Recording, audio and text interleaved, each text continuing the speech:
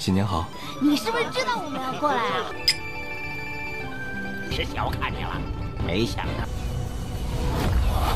当年也是凭借死老夫的癫狂之劲，这么英俊潇洒、英明。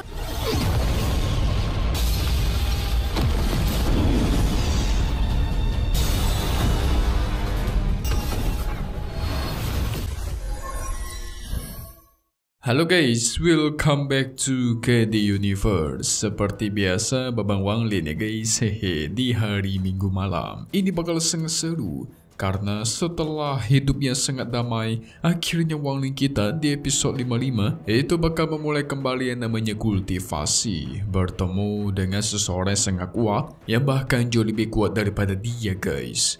Yang sebenarnya kita remehkan sebagai seorang pengemis, ternyata dia kuat banget. Bahkan Wanglin sendiri tidak menyangka. Siapakah itu?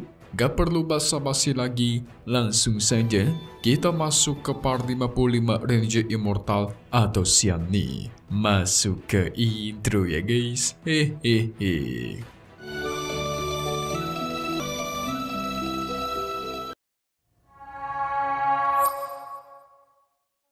Pergantian musim masih terus terjadi, turun salju sekaligus pergantian tahun baru guys. Di Tonghua ini, mereka saling mengucapkan selamat tahun baru satu sama lain, apalagi si Tanio. Dia senang sekali ketika melihat ada si Wanglin. Sang ayahnya Tanio mengajak Wanglin buat makan bersama. Tapi ada yang aneh, sifat ayahnya Tanio itu seakan-akan tidak enakan dan seperti sedang gelisah gitu guys. Wanglin yakin pasti ada sesuatu hal yang sudah terjadi. 进来说吧。新年好。你是不是知道我们要过来啊？ Dia langsung bertanya kalau ada masalah silakan katakan saja. Awalnya sih sang ayah nggak mau ngaku guys. Dia memastikan tidak ada masalah. Tentu Tanio akhirnya turun tangan untuk memberitahukan apa yang sebenarnya yang sudah terjadi. Jadi ibunya Tanio berencana membesarkan toko mereka. Tapi sayang duit mereka itu tidak cukup. Jadi berpikir ingin pinjam kepada Wanglin. Soalnya kalau toko mereka selalu sekecil seperti itu, maka pendapatan dan keuntungannya nggak bakal besar-besar. Jadi datang ke sini pengen minjam duit. Sang ayah Tanio menawarkan kepada Wanglin untuk menyewa sebuah toko besar dan dibagi berdua. Tokonya sih sangat besar, tapi harus dibayar langsung. Biaya sewanya itu selama 2 tahun. Dan harganya 30 tael perak. Sebenarnya sih mereka butuhnya 80. Tapi karena merasa nggak enak, ya cuma berani minjam 30 tael. Wanglin pun segera ke belakang dan mengambilkan 1 bongkak emas. 30需要50两银子。 Wah, ini mah kebanyakan guys. Emas itu nilainya jauh lebih tinggi daripada perak. Di sini Wanglin berniat memberikannya secara cuma-cuma, tidak perlu dipinjam. Ya, sebenarnya Wanglin mendapatkan banyak emas kemarin yang dikirimkan langsung oleh si Xu Tao dari kerajaan. Jadi cuma sekecil ini mah gak ada masalah ya kan, hehe. Tanio dan sang ayah senang buka main, saking senangnya mereka bersulah anggur. Sang ayah berjanji akan memberikan anggur setiap harinya. 好，多谢你们，快起来。 Singkat cerita, mereka yang sudah selesai makan-makan, Wanglin berhasil menyegel niat jahat dirinya yang sudah terkumpul selama 400 tahun di kristal-kristal merah, yang berarti sebentar lagi dia bakal menjadi seperti manusia biasa gitu guys. Sehingga ketika nanti ada seorang praktisi yang melihatnya, sang praktisi tidak tahu dia itu manusia biasa ataukah kultivator. Singkat cerita, 6 tahun sudah berlalu. Perayaan tahun baru pun kembali terjadi, dan kali ini semakin ramai. Liko saja merasa si Wanglin yang sekarang itu beda jauh dengan Wanglin yang dulu. Dulu si Wanglin yang bertangan darah sekarang menjadi tangan pembantu, suka bantu orang dia guys. Tanio juga sudah cukup besar. Di sini Tanio bingung kepada Wanglin, padahal katanya Wanglin memiliki istri dan keluarga. Tapi kok selama ini dia selalu sendiri ya? Ya, istrinya Limuan lagi sibuk ngurus sekte tuh, hehe. Singkat cerita, malam sudah tiba. Wanglin sibuk makan-makan bersama dengan keluarganya Tanio. Di sini sang ayah memberikan sekantong uang sebagai bayaran uang yang pernah dia pinjam waktu dulu. Tapi kan Wanglin dari awal emang berniat memberi, bukan meminjamkan. Sehingga dia terima guys. Ya bisa dibilang sekarang keluarganya Taniu sudah menjadi cukup kaya. 不必再问。哎呀，我早说过那是买酒钱。 Bahkan sekarang sudah sering makan daging. Kalau dulu awal-awal mah mereka menjamu Wang Lin itu cuma pakai sayur guys, saking tidak mampunya. Kalau sekarang udah beda nih, hehe, mantap dong. Apalagi Wang Lin dianggap sebagai keluarga ya kan. Perayaan tahun baru terus terjadi. Wang Lin juga sudah cukup terkenal di kota ini. Banyak orang yang mengenali dia sebagai pengukir kayu yang handal. Selain keluarga Taniu, keluarga pemilik toko Li itu juga pernah dibantu sama si Wang Lin. Tentu dalam hal keuangan guys, jadi sang pemilik toko sangat berterima kasih kepadanya. Tanpa Wang Lin mungkin bisnis mereka sudah tutup. 早就关门大吉，是您去年那20两金子的救命钱，生意本就不好。 Tapi gak lama dari itu muncullah kakek Yun Cheze. Karena penampilannya seperti pengemis, otomatis dia diusir dari restoran di sana guys. Tapi sang kakek tidak peduli, dia tetap masuk menyelonong duduk di tempatnya Wang Lin. Untungnya Wang Lin memastikan kakek ini adalah temannya, sehingga sang pemilik toko jadi sungkan. Kakek Yun Cheze mengingat dulu ketika dia menipu si Wang Lin. Sudah 7 tahun mereka tidak bertemu, hehe. Sang kakek tidak menyangka Wang Lin sekarang bisa menjadi manusia biasa ya. Sudah tidak kelihatan kalau dia sebenarnya seorang praktisi kultivator. Hebat sekali. Kalian mesti ingat, kakek Yun Cheze ini seorang kultivator praktisi tingkat tinggi. Cuman kita masih belum tahu guys dia sekuat apa. Tapi sang kakek memastikan satu hal kepada Wang Lin. Selama dia bisa memahami yang namanya konsep I Ching, maka dalam waktu 100 tahun, dia bisa menjadi menerobos ke tingkat Soul Formation. Jadi Soul Formation atau formasi jiwa itu di atasnya ranah Nasken Soul. Nah ranah inilah yang sedang diincar oleh Wang Lin. Sehingga sang kakek Yun berjanji akan menjelaskan apa itu konsep I Ching, tapi dengan catatan dia harus makan dulu baru bisa menceritakannya guys. Hehe. Ini si kakek dari dulu mikirnya makan mulu. Tapi Wang Lin menolak dan memutuskan untuk pergi dari sana. 老夫生平所见化身有意。慢慢听戏。晚辈告辞。 Singkat cerita, kakek Yun menghampiri tempatnya Wang Lin. Dia menggunakan kekuatan teleportasi guys. Cepat sekali. Tetapi ketika melihat ukiran-ukiran buatannya Wang Lin, dia kenal semua monster yang ada di sana. Benar-benar dia tahu semua namanya. Gak cuma nama, tapi dia juga cukup terkejut akan energi spiritual yang ditanam oleh Wang Lin ke dalam patung-patung itu. Sangat kuat. Dari situ juga sang kakek menunjukkan kekuatan dia guys. Kekuatan yang dipancarkan begitu kuat, bahkan Wang Lin sendiri tidak bisa melihat tingkat kultivasinya. Ini jelas sudah melampaui tingkat Soul Formation dan jauh di atas Wang Lin. Saking kuatnya kekuatan sang kakek, rumah Wang Lin itu mau roboh guys. Dan akhirnya kakek Yun menunjukkan yang namanya kekuatan I Ching atau kita sebut juga sebagai kekuatan domain. Wang Lin pun tertekan.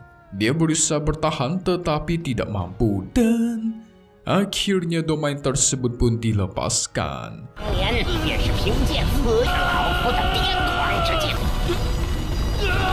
Oh, jadi konsep domain gitu seperti membentuk dunia kecil sendiri guys. Dengan kekuatannya bisa kita kendalikan sesuka hati di dalam sana. Keren.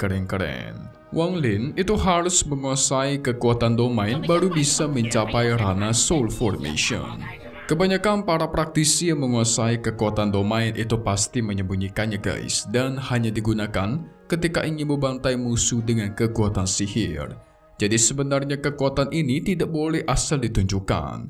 Kalau dilihat dari ranah Wang Lin sekarang, itu pasti masih jauh dari kata cukup untuk melakukan kekuatan domain. Dia gak bakal mampu melawan musuh di tingkat Soul Formation. Wah. Wang Lin kepo kenapa sang kakek yang ingin membantunya. Kakek beralasan dia terpukau akan patung-patungnya Wang Lin. Padahal bukan guys, dia menipu doang, hehe. Sang kakek pun ingin agar Wang Lin mengukirkan satu patung khusus dirinya. Tapi masalahnya kan ranah Wang Lin sekarang itu belum cukup untuk melakukan hal itu. Mungkin nanti setelah dia mencapai kerana formasi jiwa, baru bisa membuatkan ukirannya sesuai dengan sang kakek. Sang kakek yang senang, dia pengen dibuat setampan mungkin dan dibuat sebanyak mungkin. Hehe. Sehingga gak perlu basa-basi lagi. Sang kakek pun mengajak dia pergi dari sana. Cuma dengan menggunakan satu kaki, Wang Lin diajak berteleportasi ke tempatnya sangat jauh. Ini sungguh gila. Sang kakek membawa Wang Lin melompat sejauh 100.000 mil. Wah, gila tuh. Wang Lin sendiri aja cuma mampu sejauh 1.000 mil guys. 100 kali lipat dong. Menandakan kultivasi dari sang kakek itu jauh melampaui Wang Lin. Wow. Dan seperti biasa guys, sang kakek langsung menyombongkan dirinya. Ternyata Wang Lin diajak untuk cari masalah ke Sekte Awan Putih atau Sekte Payun. Wang Lin pun dipinjamkan sebuah topi. Jadi ketika dia lihat rahasia dari topi itu, ada semacam tertanam formasi kuat guys. Sangatlah kuat, bahkan bisa membuat mukanya Wang Lin itu jadi tidak kelihatan. Jadi topi ini digunakan untuk menyamar singgah tuar. Sang kakek menggunakan kekuatannya memanggil sosok emas raksasa yang sangat kuat untuk melancarkan serangan.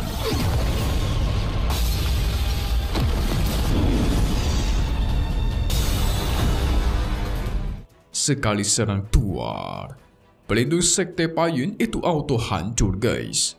Tidak lama dari itu, muncullah ribuan pasukan dari Sekte Payun yang langsung mengepung mereka. Wah, gila nih. Wang Lin bisa melihat betul total ada 30 orang tetua yang sudah berada di ranah formasi jiwa. Melawan satu aja mungkin Wang Lin tidak mampu guys. Gimana lawan 30 coba? Tapi kesaktian dari topi milik sang kakek membuat para tetua tidak bisa melihat muka aslinya Wang Lin. Memang sakti nih topi dari kakek Yun.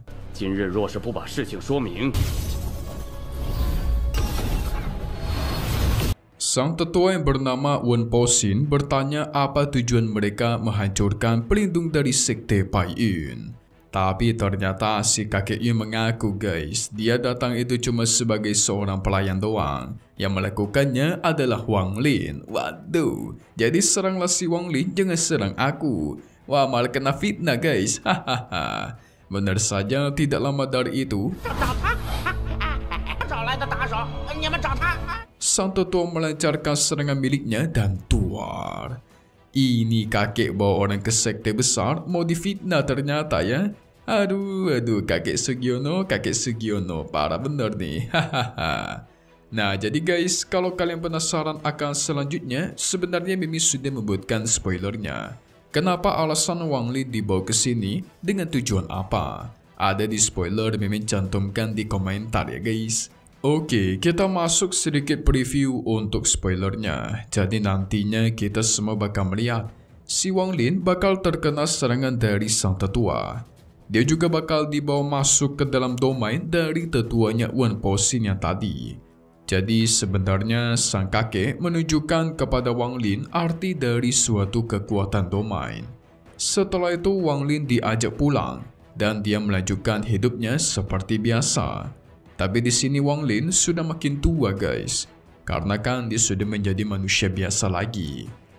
Si Taniu aja udah gede dan sudah menikah, bahkan punya anak. Tapi nanti bakal ada sosok musuh-musuh yang muncul untuk cari masalah dengan si Wang Lin. Bahkan Lord kita bakal diserang. Wah, salah cari musuh mereka nih. Mau tidak mau, Li Ko lah yang turun tangan untuk bertarung. Wang Lin tidak mau ikut campur. Nah, ini baru seru nih guys. Tapi Mimi pastikan kepada kalian untuk tenang dulu. Fisiknya Wang Lin mungkin kelihatan sudah semakin tua, tapi dia masihlah tetap seorang kultivator guys. Dimana dia bisa kapan saja merubah dirinya menjadi lebih muda. Apalagi jikalau naik ranah, pasti langsung jadi muda lagi tuh. Ya, lihat saja sebelumnya. Dulu dia 400 tahun bertahan demi balas dendam. Mukanya masih muda-muda aja tuh, nggak ada tua-tuanya, ya enggak? Paling cuma rambutnya doang yang semakin putih guys. So kita tunggu lagi di episode 56 siang nih, yang bakal rilis lagi di minggu depan ya guys. Satu hal yang pasti cuman di sini, KD Universe. Thank you buat kalian semua nonton dan selalu support channel Mimin. Semoga kalian semua sehat selalu ya. Memang pamit undur diri dulu. Kita bakal ketemu lagi di video-video selanjutnya. Oke kalau gitu, see you guys.